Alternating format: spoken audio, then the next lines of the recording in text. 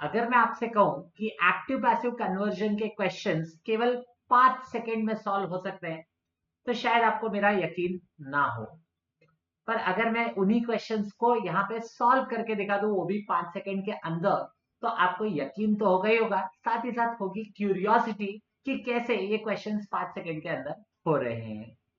Hello everyone, this is Aditya Ashtika and I welcome you all to English by Aditya Ashtika, जहाँ पे आज के session में हम डिस्कस करने वाले हैं कैसे एक्टिव पैसिव कन्वर्जन के जो क्वेश्चंस होते हैं, चाहे एक्टिव से पैसिव करना हो चाहे पैसिव से एक्टिव करना हो, उनको हम केवल और केवल 5 सेकंड में कर सकते हैं।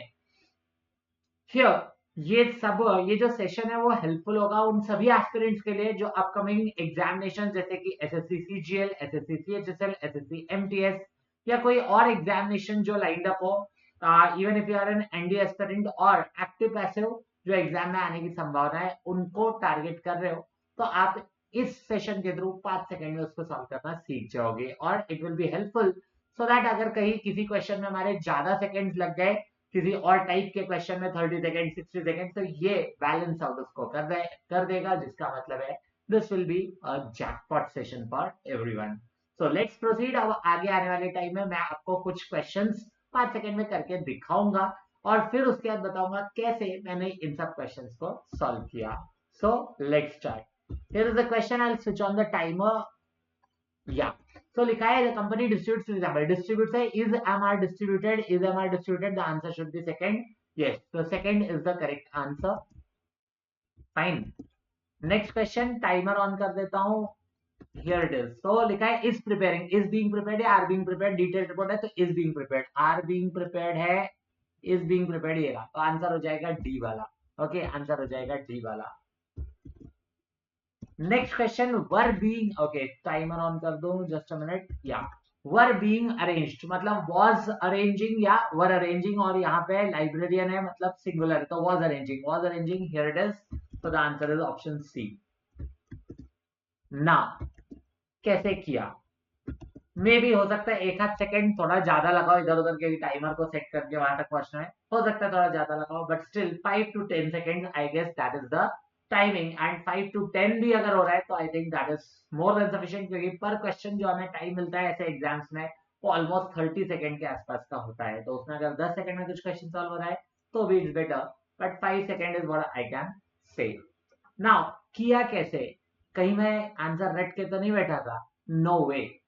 आप भी अगले 10 मिनट में जान जाओगे कैसे हमने ये क्वेश्चंस 5 सेकंड के अंदर सॉल्व किए। So let's go ahead.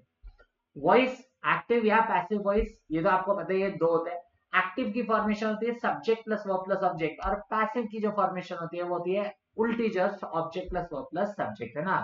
तो सब्जेक्ट इधर चला जाता है, ऑब्जेक्ट इधर आ जाता है, that is the first thing. या इसकी अगर मैक्सिमम पॉसिबल फॉर्मेशन बोलूं, थोड़ी एक्सपैंडेड फॉर्मेशन, तो वर्ब हमेशा थर्ड फॉर्म में आता है and is accompanied by a helping verb जो ऑब्जेक्ट के अकॉर्डिंग आती है, और साथ में एक प्रीपोजिशन बाय के रूप में नॉर्मली हम लेते हैं। तो object plus helping verb plus third form of verb plus preposition plus subject, ये बनता है पैसिव वॉइस का फॉर्मेशन। नाउ कुछ रूल्स है बेसिक जो शायद सबको पता होने चाहिए, स्टिल अगर नहीं पता तो मैं पहले बता दूं। तो रूल्स जो कहते हैं, पहला rule, subject and object interchange their places, subject और ऑब्जेक्ट की प्लेसेस इंटरचेंज हो जाती है। नंबर 2, वर्ब हमेशा थर्ड फॉर्म में लगता है, और वो लगता है कुछ हेल्पिंग वर्ब्स के साथ, जैसे कि is am are, was were, been या फिर बीइंग। जहां इज एम आर ये लगता है प्रेजेंट टेंस के केस में, ओके, वॉज वर लगता है पास्ट टेंस के केस में, बीन का यूज हम परफेक्ट टेंस में करते हैं, परफेक्ट टेंस यानी कि हैव फॉर्म, हैज, हैव या हैड में से कुछ एक, have form, to have form में लिख देता हूं, ओके। और बीइंग का यूज होता है कंटिन्यूअस टेंस में, कंटिन्यूअस टेंस यानी कि जहां आईएनजी फॉर्म का वहां अवेलेबिलिटी हो, ओके। और वर्ब हमेशा third form of the verb ही रहेगी यानी कि V3।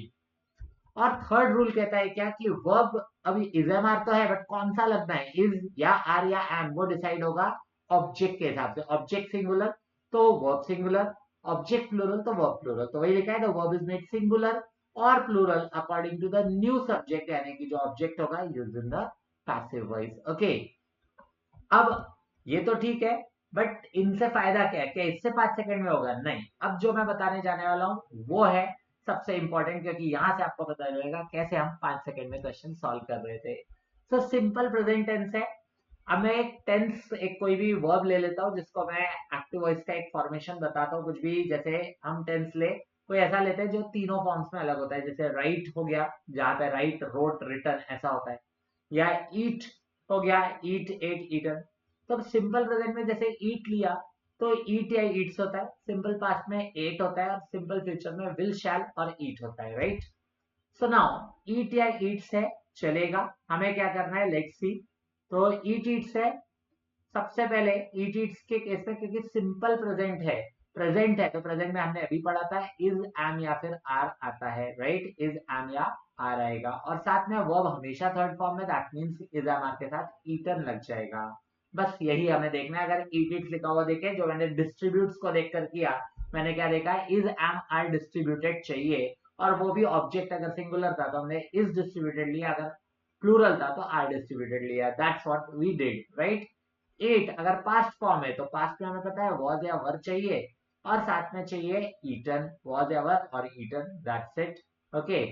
विल, शैल, ईट है तो ऐसे में विल है तो विल लेना, शैल है तो शैल लेना। ध्यान रखना, जो हमारे मॉडल्स होते हैं that should be retained as it is, change नहीं होगा। कैन है तो कैन ही आएगा, कुड नहीं।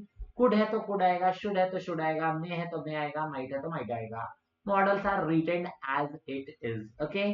तो विल है या शैल है, जो भी है वो लगेगा। अब गोल्डन रूल्स का मेरा एक सेशन है, जिसका मैं वीडियो यहाँ पे लगा दूंगा और डिस्क्रिप्शन में भी दे दूंगा।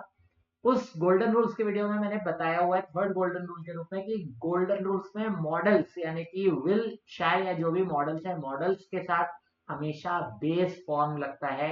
अब इज, एम, आर तो फर्स्ट फॉर्म हो गया, वॉज, वर सेकेंड फॉर्म हो गया, और थर्ड फॉर्म बीन होता है।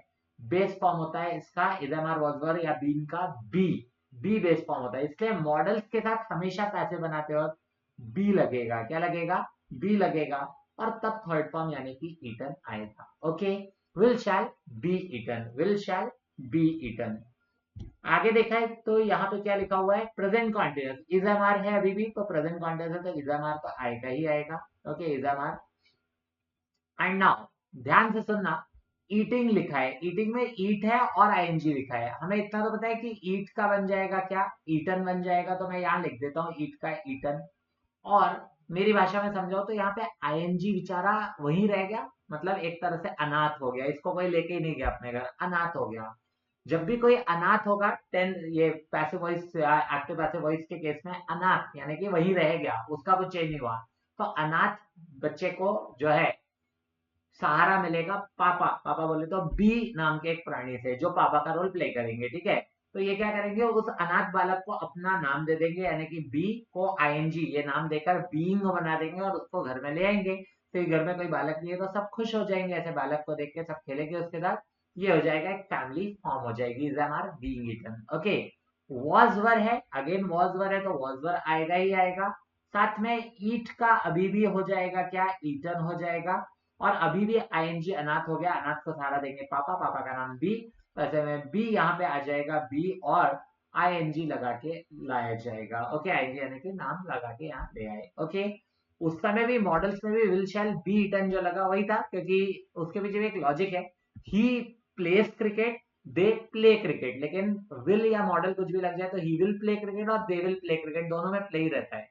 ये नॉर्मल रूल से हटके है। जब भी ऐसा सिचुएशन बन रहा है, मतलब this is a situation of trouble, और ट्रबल के समय किसको याद करते हैं, पापा को, इसलिए बस यहाँ पे पापा यानी कि बी को लाया जाता है, इसमें में याद रखना, ठीक है। आगे देखो, परफेक्ट टेंस है, हैज, हैव और ईटन है, कोई दिक्कत नहीं। हैज या हैव में से जो आएगा वो ले लेंगे, डिपेंडिंग ऑन द ऑब्जेक्ट, है ना। ऑब्जेक्ट सिंगुलर तो हैज, ऑब्जेक्ट प्लूरल तो हैव। ईटन लगना ही लगना है, और साथ में यहाँ बताया था परफेक्ट टेंस में बीन लगता है तो बीन लग जाएगा। Okay.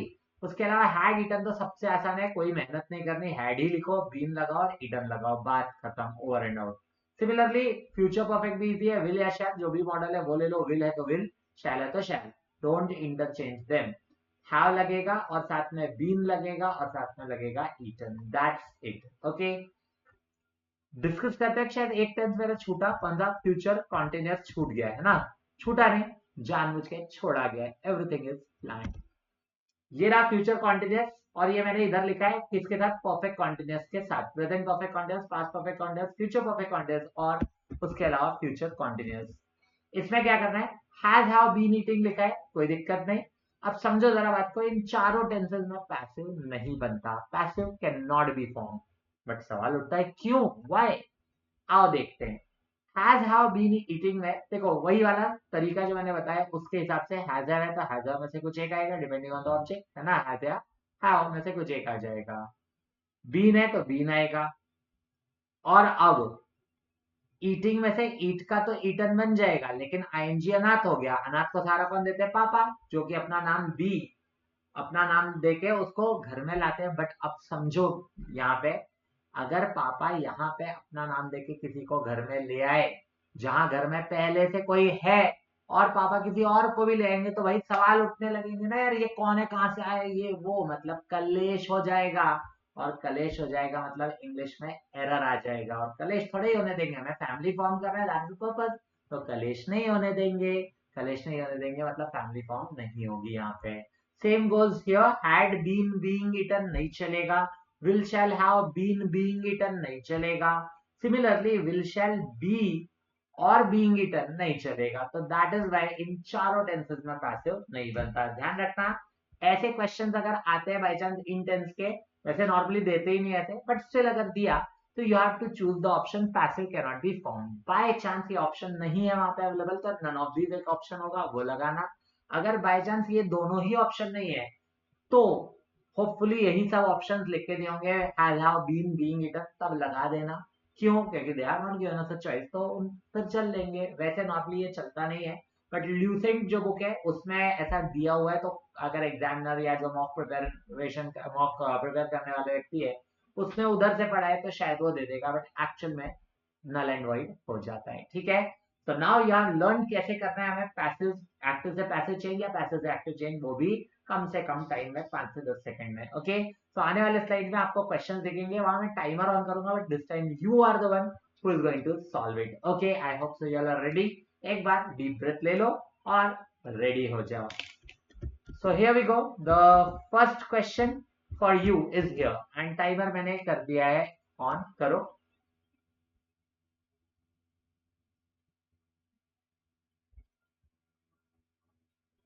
Time, so let's see क्या हुआ यहाँ पे। ओके, आई होप सो आपने कर लिया होगा आंसर। मेन चीज, सब्जेक्ट नहीं देखना है, ऑब्जेक्ट नहीं देखना है, क्या देखना है, केवल वर्ब देखना है, टेंस देखना है। Have discovered, we know very well कि हैव डिस्कवर्ड अगर लिखा हुआ है तो हैज या हैव में से बीन और डिस्कवर्ड ऐसा चाहिए, हैज हैव में से कुछ एक, बीन और डिस्कवर्ड। और यहाँ अ न्यू स्पीशीज है मतलब एक ही है, तो हैज ही चाहिए। हैज बीन डिस्कवर्ड ढूंढो, नहीं चाहिए, ये ठीक है, ये भी नहीं चाहिए, हैड बीन डिस्कवर्ड ये भी नहीं चाहिए, खत्म बात, आंसर आ गया B, that is the correct choice. यही आया आपका आंसर भी शायद, है ना। Next question with the timer, here is the question, and timer भी मैंने ऑन कर दिया, करो।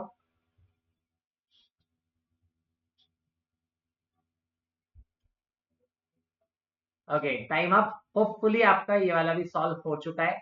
लेट्स सी, तो यहाँ लिखा है विल अनाउंस, है ना, बाकी छोड़ दो। विल अनाउंस का होता है will be announced, will be announced, will be announced है, नहीं चाहिए, नहीं चाहिए, नहीं चाहिए, बात खत्म, आ गया विल बी अनाउंस्ड, यानी कि आपका ए ऑप्शन करेक्ट रहेगा, राइट। नेक्स्ट क्वेश्चन, करो इसको।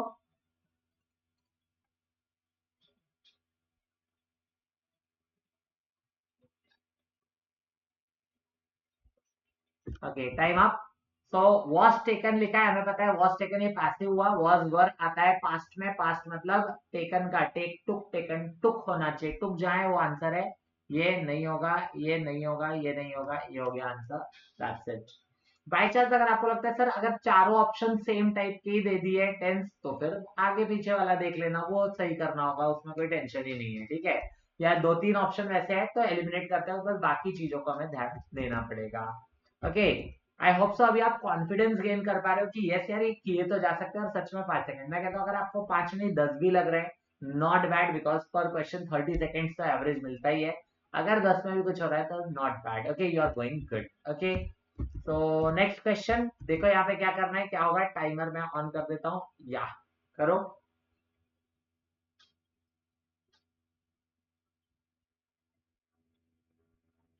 Okay time up. Hope so आपने ये भी क्वेश्चन कर लिया होगा। हैड टेकन लिखा है, हमें पता है हैड टेकन में तो बहुत इजी है, had been taken, that's it. Had been taken नहीं, हैड बीन टेकन हाँ, नहीं, नहीं, बात खत्म, over and out, second option correct है। ओके ये वाला करो। टाइमर मैं ऑन कर देता हूँ, here it is, the timer is on, करो।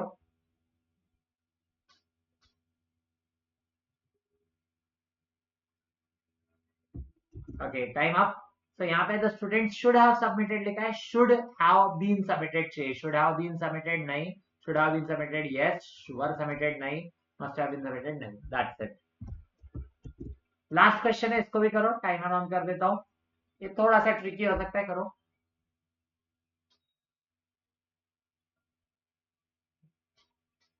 Okay time up.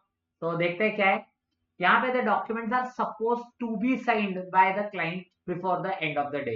क्लाइंट उधर जाएगा ये तो श्योर है, बट ये समझो 2+V1 जो होता है, इंफिनिटिव जिसको बोलते हैं, उसमें भी हम 2+B+V3 लगाते हैं। क्यों लगाते हैं, कारण सिंपल है, 2 के साथ V1 ही आता है, एससीएस कभी नहीं आता, ही है तो भी 2+V1 आएगा, दे है तो भी 2+V1 आएगा, मतलब नॉर्मल रूल से हट के चल रहा है, तो ऐसे में पापा को बुलाया जाएगा, तो इसलिए पापा को बुलाया जाएगा, 2+B+V3। यहाँ आर सपोज में कुछ चेंज नहीं होगा कि इसको सपोजेस नहीं करेंगे, the client supposes to sign, नहीं। तो documents are suppose to be signed अगर है तो हम बनाएंगे the client is suppose to sign, the client was suppose to be sign, नहीं, शुड सपोज नहीं, इज सपोज, इज क्यों, क्योंकि प्रेजेंट था तो प्रेजेंट ही आएगा, इज सपोज टू साइन हो जाएगा, हैज टू साइन भी नहीं, that's it. I hope so you enjoyed the session and you gain confidence from this session कि कैसे इस सेशन के थ्रू हम क्या कर पा रहे हैं, हम क्वेश्चंस 5 से 10 सेकंड के अंदर सॉल्व कर पा रहे हैं। सेशन अच्छा लगा हो तो लाइक जरूर करें, अपने दोस्तों के साथ शेयर करें और अपना वैल्यूएबल फीडबैक मुझे कमेंट में लिख के जरूर बताएं। क्या ये सेशन कॉन्फिडेंस बूस्टिंग था, क्या ये सेशन के थ्रू आपको एक्टिव पैसिव के क्वेश्चन 5 से 10 सेकंड में आप सॉल्व कर पा रहे हो या नहीं, कुछ और प्रैक्टिस सेट्स लगाओ और मुझे जरूर बताओ कि आप भी कर पा रहे हो या नहीं कर पा रहे हो। And if you need a detailed session based on the same topic, do let me know in the comment section. Session को शेयर कर दो, लाइक का बटन हिट कर दो, और अब हाइप का भी एक ऑप्शन आता है जो आप लाइक करते ही स्मॉल कंटेंट क्रिएटर जैसे कि मैं उसको सपोर्ट कर सकते हैं। जैसे आप लाइक करते हो, हाइप का एक ऑप्शन आता है, आप हाइप कर दो, सो वो ज्यादा से ज्यादा लोगों तक पहुंच पाएगा। ओके और बाकी मेरे टेलीग्राम पे भी जुड़ सकते हो, आदित्य सर इंग्लिश, इस क्यूआर कोड को साइन करके स्कैन करके। That's it from my side, thank you, bye bye, take care, keep watching and keep learning.